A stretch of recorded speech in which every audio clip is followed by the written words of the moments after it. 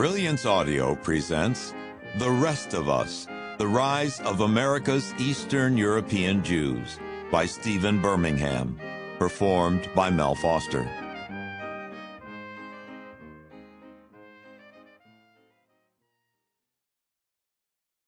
Preface.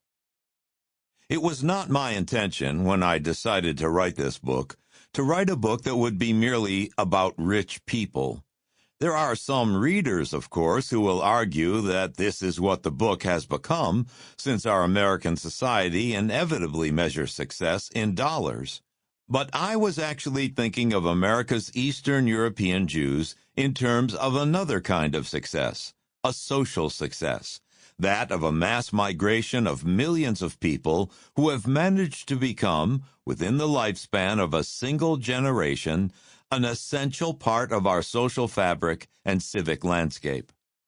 The Jewish immigrants who came to America between 1881 and 1915 seemed, at first glance, to be culturally unadaptable, poor, hungry, ill-clothed, often sickly, speaking no English, and in some cases illiterate.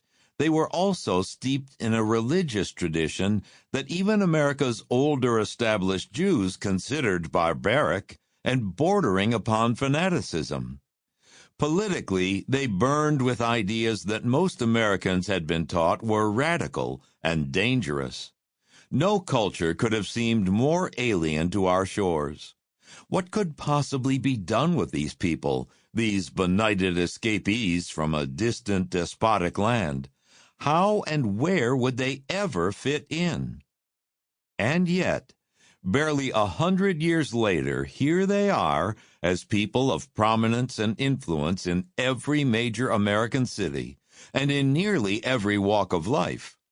They have survived anti-Semitism from both Christians and fellow Jews, and they have prospered in a wide-ranging spectrum of businesses from Wall Street to Hollywood, as well as in science, education, politics, the professions, and the arts. And their prosperity has contributed to the prosperity of America at large. Theirs has been a success story in what the sociologists call assimilation. It would be simplistic to say that this is a story that could have happened only in America. America did not offer the Eastern Europeans much of anything to begin with, beyond a chance to be lucky. But with the inner resources these Jews were possessed of, that chance was enough. Throughout the world and throughout history, Jews had been punished and persecuted whenever and wherever they seemed to outstep their bounds and threaten, economically, the Christian majority. In 15th century Spain and Portugal, the Catholic monarchs expelled the Jews simply because they had become too important, too necessary. Similar Christian illogic was behind the czarist pogroms of Russia. For a time, for instance, Russian Jews were permitted to be bartenders and innkeepers and to work in the liquor trade.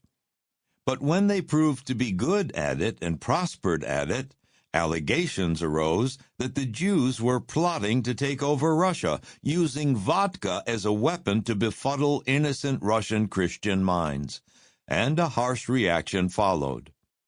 Fears that Jews were usurping more than their rightful share of Europe's money and power were also behind Hitler's grisly plan to cleanse Europe of its Jews.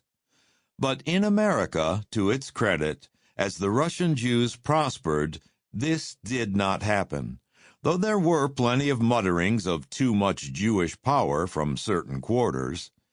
It didn't happen, perhaps, because we are a nation of immigrants, a nation of gamblers. What greater gamble is there than immigration itself?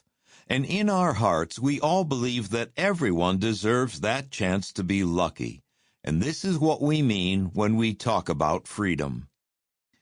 But when assessing the success of the Eastern European Jews in the United States, it is important to keep matters in perspective and to remember that for all their financial prosperity, no American Jewish...